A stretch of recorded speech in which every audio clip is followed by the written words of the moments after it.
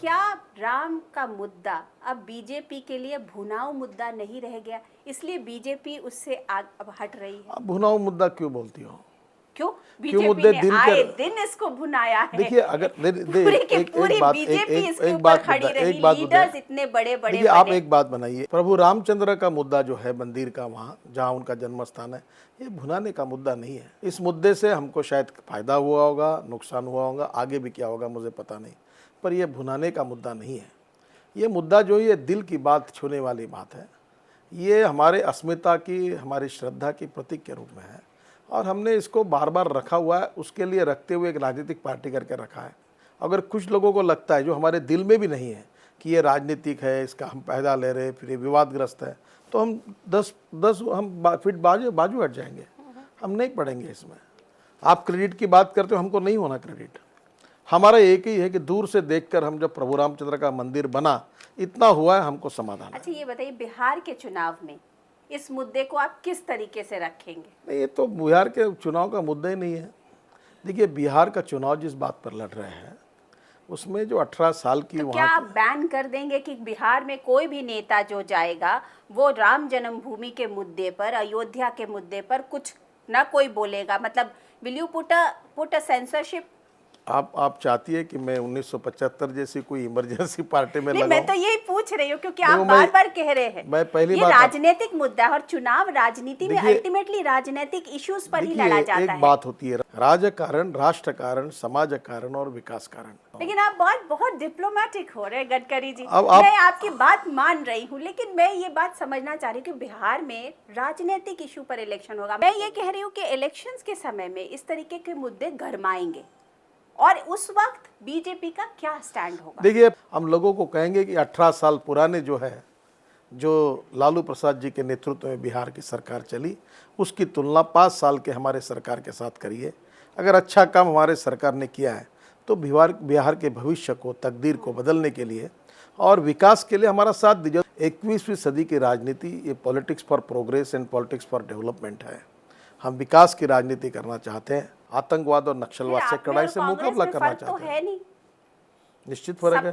सबके सब सेंट्रिस्ट वाली बात कर रहे हैं। आप BJP is a democratic party, Congress is a proprietary concern. That में बी अ डिफरेंट थिंग। बहुत बड़ा फर्क है। मुद्दे तो वही है ना गडकरी जी। देखिए, लेकिन मुझे आप अल्टीमेटली एक जवाब हाँ या ना में दीजिए कि बिहार के इलेक्शन में आपकी पार्टी का कोई लीडर, कोई नेता इस मुद्दे पर बोलेगा या नहीं बोलेगा? देखो, किस नेता ने क्या बोलना चाहिए, इसको कंट्रोल करने की बीजेपी में प्रथा नहीं है।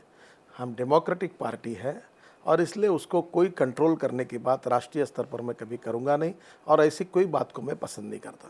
पर बिहार की बात पार्टी अध्यक्ष करके अगर आप मुझे पूछते हो तो वो बिहार के विकास पर का मुद्दा है, उसी को लेकर हम मतलब ये कहा जा सकता है कि आप लोगों के लिए ये मुद्दा अब कारपेट के नीचे चला गया। आपको ऐसा लगता है कि एक आधे मुद्दे को राजनीति में जब पार्टियां उठाती है तो वो कारपेट के ऊपर है और उसको बोलती है कि हम इसकी राजनीति करके इसको उपयोग नहीं कराए, तो वो कारपेट के नीचे गए। 20 सालों से ये मुद्दा आपके हर इलेक्शन के मैनिफेस्टो मैं कह रहा हूँ ना, हर उसमें छाया रहा। देखो, आज आप सडनली जब बोलेंगे तो लोगों को उसको एसिमिलेट करने में वक्त लगेगा। मैं कहाँ छुपा रहा हूँ। भारतीय जनता पार्टी चाहती है कि प्रभु रामचंद्र का जन्म स्थान जो है वहाँ पर एक भव्य मंदिर का निर्माण हो। ये मुद्दा मैंने इंदौर के पहले भाषण में कहा था, ये मुद्दा मैंने बाद में भी कहा और ये मुद्दा मैं आज भी कह रहा हूँ। लेकिन आगे ऐसा कौन सा मुद्दा होगा जो बीजेपी के लिए ड्राइविंग फोर्स होगा?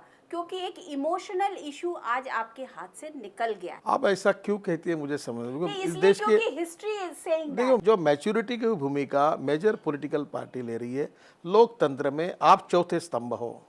आप जो झगड़ा समाप्त हो रहा उसको और आगे क्यों करना चाहते हैं? देखिए, ऐसा है कि मीडिया के द्वारा इस मुद्दे को भी बढ़ाया गया, लेकिन उसका फायदा बीजेपी को हुआ।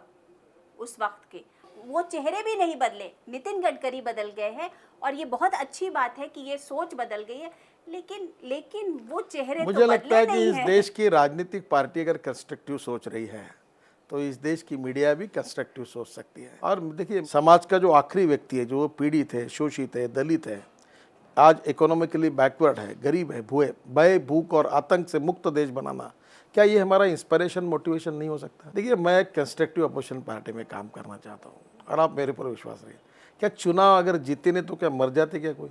हारे तो हारे, जीते तो जीते, अपनी बात को कह के आगे जाना चाहिए। मैं नहीं चाहता, मैं नहीं कोई कॉम्प्रोमाइज़ करना तो चाहता हूँ। क्या आपने नरेंद्र मोदी को भी इसी तरीके का कुछ पाठ पढ़ाया क्या? क्योंकि कल उनका जो टेलीविजन पर बयान आ रहा था, बिल्कुल बदले बदले से सरकार नरेंद्र मोदी नजर आ रहे थे। अभी तक तो लोगों ने उनका सिर्फ और सिर्फ आक्रामक चेहरा देखा है।